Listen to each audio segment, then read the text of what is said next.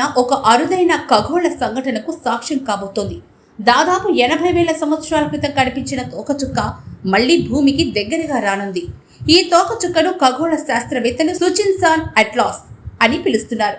ఇది సూర్యుడికి దగ్గరగా వచ్చినప్పుడు ప్రకాశవంతంగా కనిపిస్తుంది. ఈ తోకచుక్కను మన కళ్ళతోనే చూడొచ్చు. ఎలాంటి ప్రత్యేక పరికరాలు అవసరం లేదు. అయితే బైనాక్యులర్ లేదా టెలిస్కోప్ ఉపయోగిస్తే మరింత స్పష్టంగా కనిపిస్తుంది. ఈ తోకచుక్కను చూడడం మన జీవిత కాలంలో ఒక అరుదైన అవకాశం. ఈ తోకచుక్కను చూడడానికి మంచి సమయం తెల్లవారుజామున ఉంటుంది.